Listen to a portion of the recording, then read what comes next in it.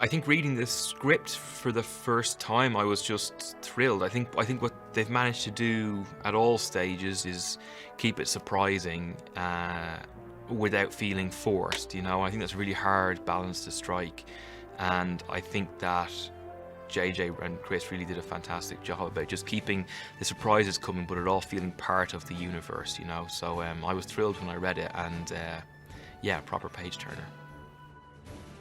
I think as soon as you meet the First Order in this one, it's very clear that Hux is not vying with Kylo Ren for supremacy anymore. So the dynamic has changed utterly, because before they could both run to Dad, they could both run to Snoke and say he's misbehaved, and that's gone now. You know, Kylo Ren is in charge, so he still makes fun of Hux, and Hux is still at the end of some pretty stinging kind of jabs and stuff.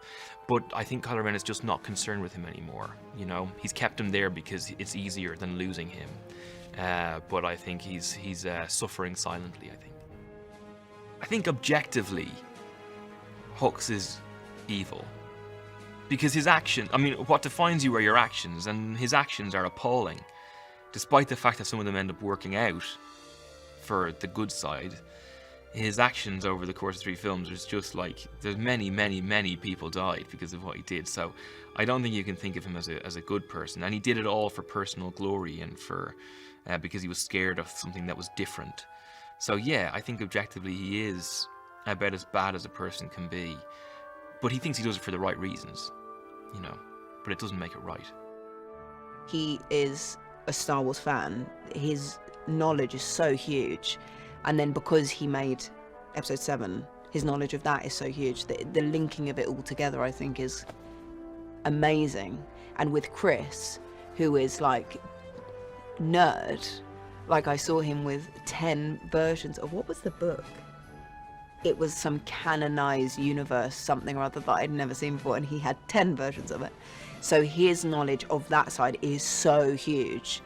The combination, I think, is great. So Chris has these ideas, and then JJ sort of gets, I feel like JJ gets it to the thing of us all understanding it, because obviously JJ created it, so his dialogue really is what I understand. So I think it's a very worthy ending. I hope obviously other people do, but the feeling on set is one of joy, and I think everybody here feels really good about what we're doing, and I think that will go onto the screen. It's been really fun because I hadn't properly worked with Oscar before. We'd done like 2 tiny scenes together, and so when you come in, we are, I think the first time you see us on screen we're arguing, and JJ's thing was, it's been like a year, I think, since The Last Jedi, a year or 2 or something, and so he was basically like, your relationship has grown off screen, it's just the audience haven't seen it, and to come into a bit of a frictious friendship is really fun, because that's how friends are. They're like, you're annoying, shut up, I'm trying to do the right thing, so are you. And I really liked that. It was really fun playing that with Oscar too. And then John always being the guy that's like, oh my god, can we move on? It was great. It was great. And there are moments in it that are so sweet, so sweet.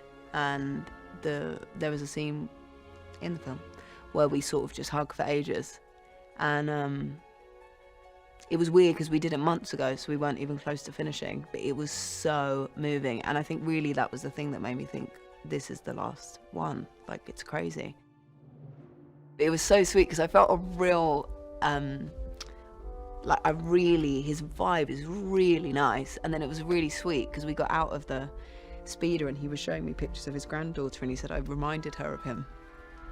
I reminded him of her, and I was like, oh, that's nice, because I sort of felt very like moved being with him, and then I thought, oh, maybe I guess this is why, because there was some sort of connection. But he's such a suave man.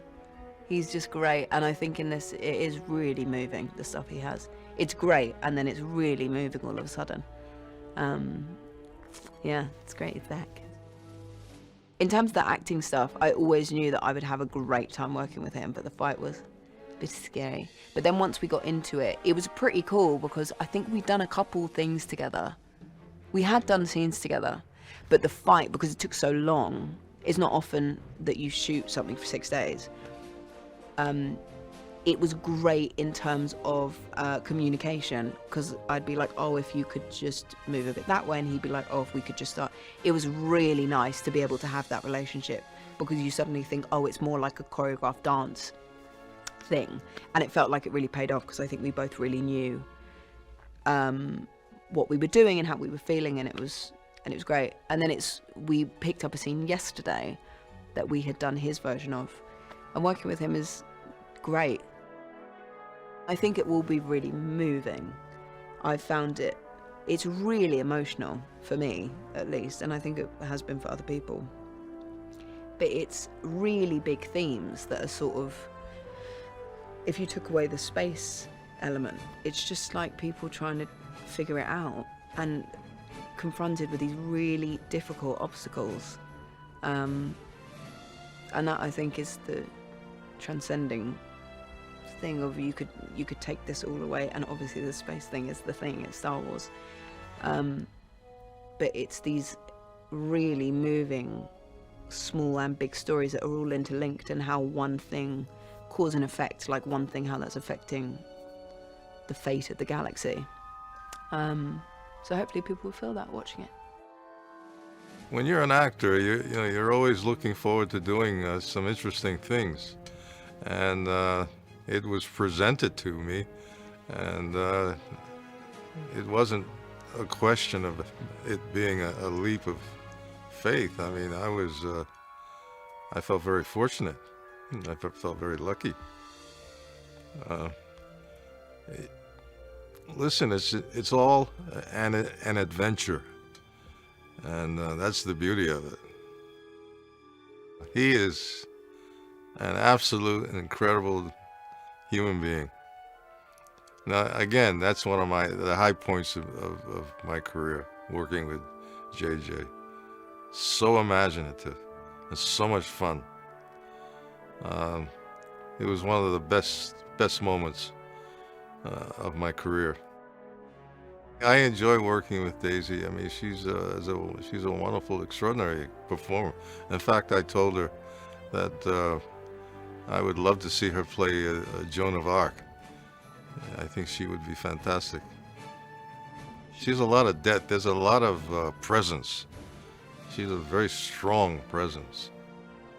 Well, I think bringing all of us back in one way or another, I think is a great idea. So many people love those, especially those particular characters, me included. So I think this is going to be very big for a lot of people, for a lot of the fans.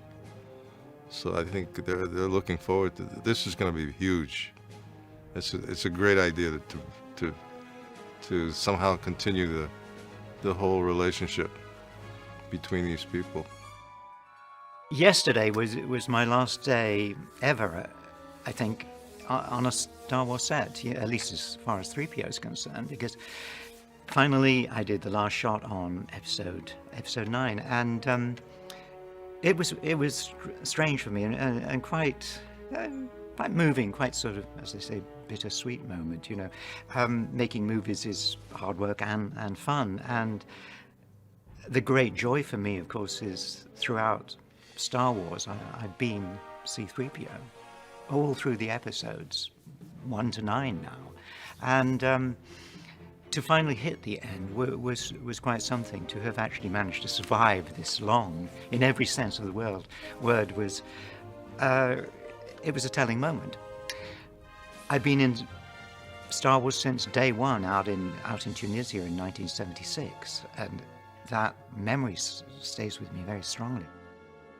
3PO's never been a kind of protagonist. He's not the big hero character, of course, and he's more reactionary than somebody who actually promotes the action. But here he's with a group of people, Poe and Finn and Rey and Chewie, going off on this adventure to find the thing. It's always finding the thing, isn't it? And he's there in the thick of it. And above just being part of a delightful team, JJ and Chris wrote kind of sequences where other things built up. So 3PO's always had some kind of antagonism between him and another character. You know, it used to be Han Solo was always really, really very rude to 3PO, very dismissive. But very good drama, you know. It was delightful working with Harrison like that. And now in this one, you have Poe, Oscar Isaac. What can I say? Adorable, brilliant. And somehow within the writing, Poe just gets irritated with 3PO all the time. And 3PO is kind of oblivious because Poe's a really nice guy and he's kind of subtle about being irritated by 3PO. And the way Oscar plays it is just so wonderfully subtle and real. I'm like, does he have to come? You know, that's so cruel. And in rehearsal, Oscar and I just used to laugh at these delicious lines, these encounters between the two characters. When we first arrived in the desert, out in Jordan, about 45 minutes drive from Aqaba,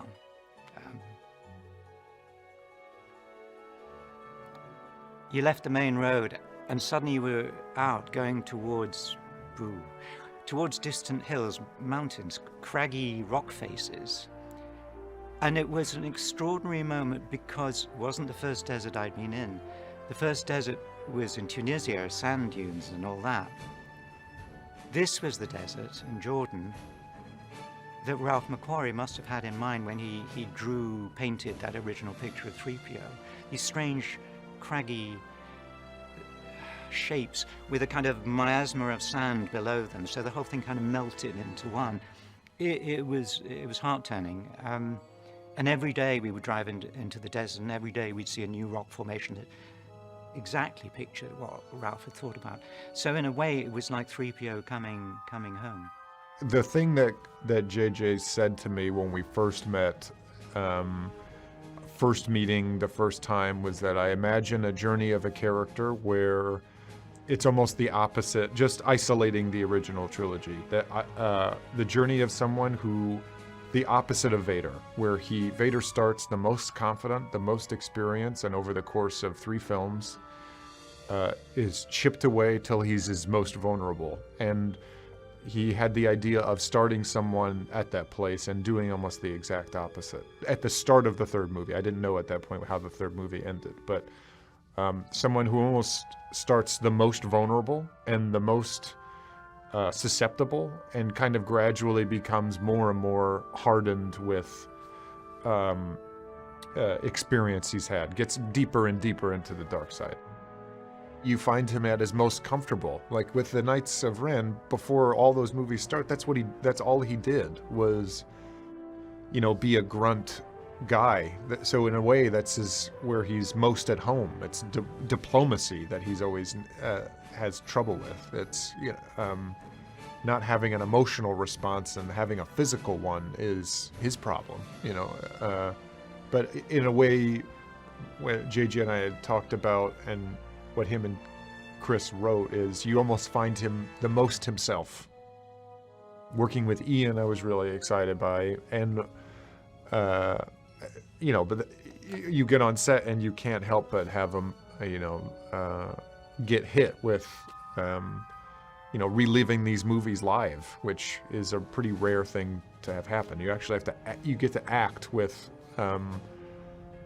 you know, almost a memory, which was really exciting. The stunt team was, you know, paramount. I mean, as they always are, but this one in particular, because there's so much fighting, you know. But Joonas has a energy and a assuredness and a confidence that is really exciting to work with. There's lots of reasons why those movies have such longevity or touch so many different people from different cultures. Is its specificity with a story, but at the same time, is so relatable. Being able to tell a very specific world, but make it applicable to such a large culture, and not sacrificing character for spectacle, even though spectacle is a huge part of that world. Absolutely no sense of humour, plays the highest status, and has an ambiguous attitude towards Kylo Ren. And I think, like all very ambitious people, and somebody who is of a certain age, which he is, there's a feeling that he is out for himself and would kill or do whatever was required to get ahead. So utterly ruthless, and working while apparently giving obeisance to Kylo Ren. I had no doubt in my mind that he thought, well, he could do a better job. So I suppose that's the nature of these kind of men. Pryde, General Pryde regards Hux as a lower form of amoeba, really. Just barely worth bothering with. So I think the sooner he can supersede him, the better. So, because Domhnall's such a good guy, it was extremely enjoyable to pull status on him, especially as he'd been in the films before I ever had. So I was like, new bug on the first day at school, and he was, yeah, we've done all this. And I said, the dialogue, how do you learn this dialogue? With some of it's like techno speak, and he said, oh, don't worry about that. So he was very welcoming and encouraging. When you are facing somebody who is wearing a mask on top of that head, it is intimidating, because in real life you don't unless somebody's covered in a balaclava, you can see the person's eyes, and you know what you're dealing with. You've got somebody dressed like him with this incredible presence that he has, physicality. It is, just by its nature, intimidating. Added to that, there is the intensity and commitment that he brings to playing this part. So the combination of the two make for an intimidating presence. This episode 9, what JJ and Chris have done it's a monumental task. They've had to really find a way to encompass the entire Skywalker saga that's lasted 40 plus years, and to find a way to meaningfully make it all feel both surprising and also inevitable. And I think that's exactly what they've done. I think once you get to the end, I know when I first read the script and I got to the end, I was so overcome with emotion, because it had a finality to it, which it's just hard to imagine that Star Wars could ever have that, because I think one of the most amazing things about the Star Wars universe, and really what George Lucas did from the very get-go, is he made it feel like there was always so much story happening outside of the one you were watching. Every prop, every character felt like it had its own long history, and we were just getting to see a glimpse. By starting with episode 4 originally, already you're starting in media res, you're starting in the middle of the story, and so people could just pour their imagination into, what was happening before, who is this person, where did this person come from? And I think the mystery of that is also what created such a phenomenon. And so to take all of that and to capture that spirit and bring it to a conclusion has been such an amazing task, and I think they've done an incredible job. My first day on set was in the Millennium Falcon next to Joonas as Chewbacca, and then these crazy new aliens in there, and JJ just screaming all sorts of stuff at me to do this and do that, and it just there's just an energy to it. And also the thing that JJ brings is he brings so much fun. Lots of music in between takes. He'll beatbox randomly onto a microphone. He'll just say really dumb jokes on the microphone, and it just gives a looseness, and it just reminds us that we're also playing. We're playing in this imaginary world, and at the same time, it can get super serious and tries to get to a real profound truth with these characters and what they're up against, but at the same time also finds the joy of it. What's been great about Daisy's Rey has been seeing the growth throughout these 3 films. I think when we first met her in The Force Awakens, she was just this incredible raw potential. already had so much power within her, but she just had no way of harnessing it, had to discover that she even had that, and to witness that awakening. And then seeing that really challenged in the second film, and not understanding who she was, and really desperately searching for these questions. And now we get to see the culmination of all of that pain and confusion and power channeled into just this ferocious and incredible character, and her performance in it is astounding. I think the other thing with John is, and the exciting thing about episode 9 is that this was a real chance for us to really work together. Thankfully, JJ and Chris Terrio were like, all right, we've kept them far apart enough. Let's put these guys together. And so we really get a chance to interact and to have fun, and then also to get into fights together. The tension really escalates between us the way that it does with people that are so close. And I think through that, my friendship with him just, got deeper and deeper, and I think you really see that come across in the movie. I was surprised by the passion of the fans and how that never seems to waver. That, you come to things like Celebration or D23 or Comic-Con, and just how much it means to people over the years, and how that is also passed on to their kids, and just the lineage and the history of the whole thing. And I'm also surprised that to feel like I am a real part of that lineage and that history as well, and that it's not just these 3 movies, but that it has been this long, beautiful arc over these last 40 plus years. I've been working with Joonas and her team with the different ways that Jannah moves around, from like dismounting off of her oarback, or climbing, and how she fights, how she shoots her bow and arrow. So it's like a constant language that we're trying to build up with her, so that she really comes across as a trained fighter, and someone who is really adapted to working with the tools that she uses to fight and survive. And it's been incredible. Jannah has the coolest bow and arrow I have ever seen. It's two-handed, so she can swing it from one side to another. She's made arrows out of old piping and stuff like that. Everything she has is really made from her environment and what she can make the best out of. She's so resourceful. Even her shoes are old stormtrooper boots that she's cut down to size to make into something that she can travel better in. So the bow and arrow, it's both deadly and awesome looking. It's really cool. I love it.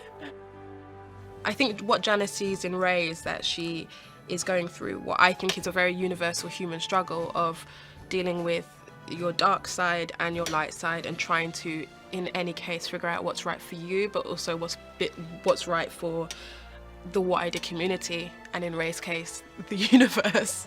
And Jannah sees that and wants to do anything to support that, because ultimately that struggle of finding yourself through the darkness is what makes you stronger on the other side.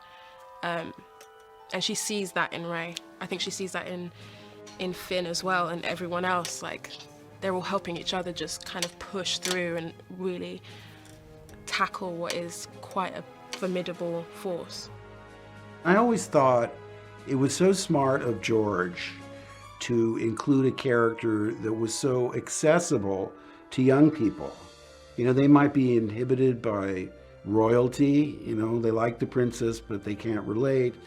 They like Han Solo, but he's a gambler and a scoundrel and a rogue and all those things. And there's a wizard that, again, is magical, and scary characters like Darth Vader. But of all the characters, Luke was a simple farm boy, and the young people could relate to that. I could do that, or I would feel comfortable being around him. So I thought that was a really smart move, and I hope that if there's any lasting legacy of the character is the idea that you can accomplish anything you want if you believe in yourself and are selfless and willing to do what's right for the greater good. You know, he was a symbol of optimism, and I think that's probably the most satisfying aspect of the character.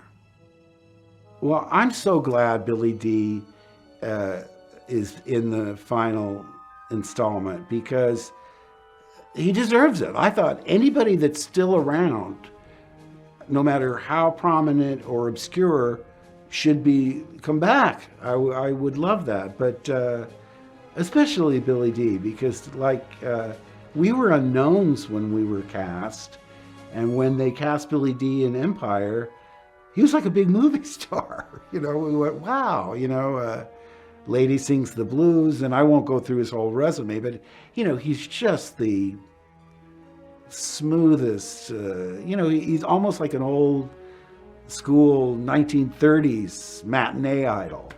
And he's just a really wonderful guy and fun to be around. And, you know, he saved my life in Empire, so I owe him that.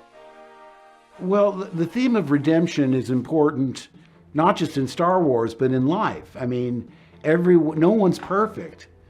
Jedis make mistakes, you know. I think that the Jedis aren't gods. They're people that are devoted to a higher power and doing what's right and what's good. But I think it's comforting for people to the idea that despite having done wrong, either intentionally or unintentionally, they're able to right those wrongs and be forgiven. You know, action speaks louder than words, and everybody deserves a second chance. Luke, obviously, that, you know, as you come into this new generation of characters, Luke's story has been told. It's their story, and he, like Jiminy Cricket or like Obi-Wan, is there to sort of guide and offer advice from his experience. And I'm sure, yes, absolutely, recognize that element of danger for Rey, and of course feeling guilt-ridden over his relationship with his nephew. So that's got to haunt him as well. With Daisy, John, and Oscar, you know, they've been together in this crew, this tribe, for years now, and they have a really sweet, fun, rowdy chemistry together, and it's nice to be around. They're rowdy, and they're singing songs, and they're telling jokes, and being physical with each other. It's good. You know, they, in a way, have grown up together through this experience, this adventure. Unbelievably, whether it's shooting this tiny, intimate, emotional series about a girl going to college in New York, or this massive, epic Star Wars series, he's the same. JJ's the same. He just dreams big. I don't know how else to put it. He uses more of his brain than I do, certainly. And he's good at it. He loves movies. He loves them. And that's so apparent in his work. And he's just fun to work with. And I think that's why he succeeds. My scenes, I got to really work with a lot of the real actors, which was so helpful. And amazingly, Star Wars has these big, beautiful sets. You're not imagining that much of it because they've built these insanely massive, incredible sets. So you're actually in them, and you do feel like you're in Star Wars. You're like, I am in the galaxy right now. We're at a place where things are dire, as they always are. And specifically with Rose, she's in a position where in the last film you saw her as this sort of mechanic that was in every woman, and now she's sort of worked her way up in the Resistance, so she's in a more of a leadership position. It was incredible. I mean, there were so many times there were so many times walking on set, I would just think to myself how many months it took for people to build this as well as design it. And that was definitely one of those moments. And there were so many scenes with so many Resistance members, and it was just overwhelming. It really felt like you were there. So it was really, really cool. I think it's really cool to see Rose in a different way in this film. I think in the first one, you very much saw her as someone who was protecting, I mean, she still is very much protecting the people that she loves, but there's a little more physicality in this one, which I think is going to be really, really cool. There were so many scenes that we would shoot that I felt like I was in a video game. It was seriously wild. Yeah, so I'm really excited. Well, I think to me, Chew has always resembled this epitome of loyalty and friendship, and all, coming with flaws, as of course, but he's when it comes down to it, he's a very stable, very trustworthy companion who you would want on a trip in a galaxy far, far away. That was one of the coolest things I've ever done, because it just to get to be in a same speeder with Daisy, who is just I see her as a Jedi nowadays. I mean, she so lives the character when we're filming that I just I have so much respect for her work, and I think we've become good friends during these films, and just that experience for both of us were very, very easy to endure because we had so much fun. I met Billy quite a few times before this movie, and to just meeting him for the first time after he's been announced as cast in this movie, it's just he's such a friendly, honorable man, and to have him there sit beside me on the Millennium Falcon just felt like this flash of memories from the original trilogy, and how much his benign personality and just this kind of, he's such a warm soul. He is a marvelous man and a spirited director, and we can be grateful to him for so many things, not the least of which is finding Daisy Ridley. Quite seriously, the cast for number 7 has been and is fabulous. The people that he's brought to it, and the spirit of renewal that he brought to the Star Wars saga. To go back to the beginning of all of this Star Wars business, I mean, the London Symphony, who contributed enormously to the energy and the sound of what Star Wars has been. An anecdote which probably will only interest those members in the orchestra in London, but the first day we did Star Wars with the big high C that starts it was the first day that a trumpeter called Maurice Murphy had been admitted as a member to the London Symphony Orchestra. So the first service he did with the London Orchestra was Star Wars recording number 1, and he came into the stage and blew that top C, which sort of blew the world's head off. And he's no longer with us, I'm sorry to say, but the story illustrates what energy and virtuosity that these orchestras bring to films in general. I always love to go out and do concerts of film music and play without film, and the audience is amazed at how the difficult things that orchestras do, the notes and the complications and all that, 90% of which goes unnoticed when you're watching the movie. You don't realize that that's happening to your ear and to your heart. With Ray's theme, I can treat it in the orchestra so that it's in a more grown-up way, which we tried to do. So you will hear it, but it's not quite as simply presented and quite as immediately accessible as you hear it now in more complex kind of settings. Something for people to notice or not notice, I don't know, but a lot of fun. Well, the legacy characters are fun, of course. I didn't expect to see Lando again. And I love seeing him in this film. And every time we see him, I think, correct me, I think the orchestra does something joyful. There's something in his face that you want to see. And Billy Williams is, he made a picture with Diane Ross some years ago about Billie Holiday where he was very young and very gorgeous. And he still is, he's still a dream. He talks about giving his love to Leia in the film, and it's delicious. This is a unique opportunity. It's never happened in the theater, in the film, wherever, where a composer can keep working on the same corporal, however to think of it, body of work, and continue to add to it.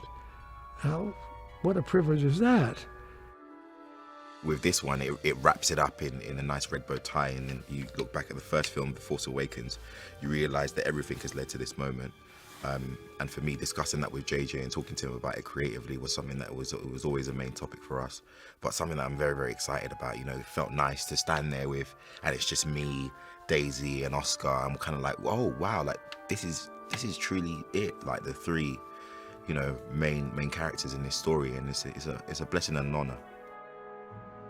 I definitely wanted Finn to eventually find his place, to have a team that he's fighting for, that he's rooting for. I wanted Finn to show blatant strength and not to have his strength always questioned when he's stood opposite any other character, which is something that JJ pushed as well. And for just to show him in a light that shows growth and more of an understanding of his world, of the people in it, of his past, emotionally at a better place than he was during The Force Awakens. And that's, I think, JJ's, you know, just reading the scripts, he's just ticking boxes, hitting the nail on the head with these scenes, being able to do that and be able to explore more about Finn. I think Finn's got his own thing, you know. I actually was looking at the costume. The gollets is something I haven't seen that before. Much more of a waistcoat situation. I know Han has his. Finn's one is kind of slightly better because obviously time's gone by, new style. He's actually doing color coordination, which is something quite interesting, with the blue pants, blue and brown pants, and the brown waistcoat. I think it's dope. He's got new hair, you know, twists up the top, line up. Finn, you know, Finn went to the Resistance beauty camp, got a few clothes and a nice haircut. I like that, you know. In the stress of war, why not look good fighting? Billy Dee, that was cool. That was cool. Everybody knew when Billy Dee was coming to the set for the first time. I think I even dressed up a specific way just so that if he so happened to want a picture, I'd look slightly in color coordination with his style. You know, the round collared shirts. He's the suavest man out here, and it was great working with him. It's good to see Lando back. Another connection to the past that is very much needed, and it's good to see Lando come back in a role where he's actually here to help fully. Which for him as a character, I'm sure that's a great arc, you know, considering where he came from and his relationship with Han. But it's nice to see him in the suave yellow shirt with the cape. I was just looking at him like, I want a cape. For no reason. He don't even fly, he's got a cape. It's ridiculous. Suave man. It's inspirational. It's nice. It's nice to see that people love a character that you've helped create, and it's nice to see people being given a chance to express themselves. But one thing I'm way more impressed by is when I see the girls as Finn. I love it. I love it when I see their version. I actually post a few of them on my social media because it's nice to also know that we're not doing the codes anymore. That Finn appeals to everyone because of his story, which everyone kind of has to face, is a coming of age for a man or a woman. It's a stage of growth and a realization. Who do you want to be and what team do you want to fight for? And I think that seeing people dressed like Finn and Finn's image, it obviously means that he means something positive to them. His story means something positive to them, and it means something to me, and that makes me feel happy, man. Keep on rocking it. Watching Daisy with Adam, I mean, she's got such an incredible ability to play strength and vulnerability at the same time. All the things that are sort of, frankly, less interesting to talk about than to watch. But she's just got this incredible range where it's like she's tough, she's terrified, she's got a kind of irony, but she's really earnest. I mean, it's this crazy dichotomy that's just resonant and alive, and it takes an incredibly skilled and open, actor to do these things, and certainly Daisy and Adam both bring this electricity to it that makes it frankly thrilling to work with them and be on set. John is just such a wonderful actor and has just such a great range and an amazing sense of rhythm and humor, and I mean he's so funny. His delivery is great, and he's a wonderful actor to work with to bring this particular character to life. Their dynamic in life kind of mirrors their dynamic as these characters. I mean, you can't find two people who have more of a sort of wonderful love and respect for each other than Daisy and John. Oscar and John are literally hysterical together. Oscar and Daisy have it really is this lucky thing where we happen to cast these actors who, bring these characters to life, and yet at the same time, what the story that we're telling strangely mirrors the dynamic that they have on set. So it's a funny thing, kind of watching watching them when I say cut. They're sort of still just doing their thing because that's naturally who they are. It's kind of wonderful. For me, getting to